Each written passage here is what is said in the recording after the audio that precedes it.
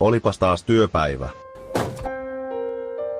En oo jumalauta koskaan nähnyt Nissan Sunnin kulkevan yhtä kovaa.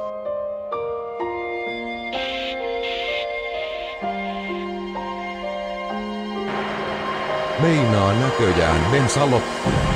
Pitääpä käydä tankkaamassa jossakin. Vanha Nissani menossa Sipoon suuntaan reilua ylinopeutta. Missä päin menette? Just käännyttiin Nelostieltä. Yritetään estää kaverin kulku, mutta hän ei näytä lannistuvan millään. Hetkinen. Hän näyttäisi pysähtyvän bensa-asemalle. Tuutpa ulos sieltä autosta. Kattos. Mitäpä te pojat täällä touhuilette? Nyt sä kyllä lähet meidän matkaan selvittämään tätä. Mitä? Tiedätkö kuinka kovaa sä ajelit tuolla? Tiedänhän minä.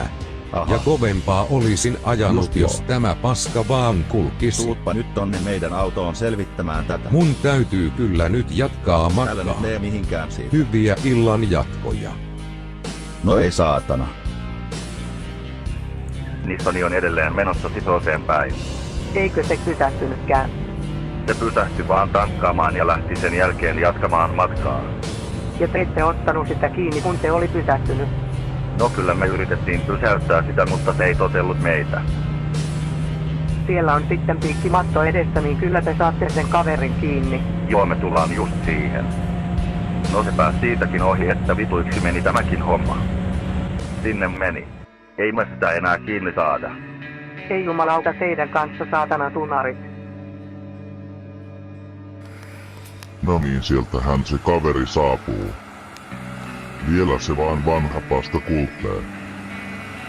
Näyttäisi Nissani pysyvän liian hyvin hanskassa. Korjataanpa tilanne. No äijä pääs vihdoin ja viimein tänne. Ollaan me sua jo ooteltukin. Ne oli pojat taas touhuamassa matkan varrella, niin vähän myöhästyin sen takia. Etkö sä kertonut niille, että oot rankaisija? Ne ois jättänyt sut heti rauhaan. Enhän minä poikia kehdannut lannistaa heti. Muistatko sen vanhan Nissanin, mitä yritettiin saada kiinni? Joo, kyllä mä sen muistan.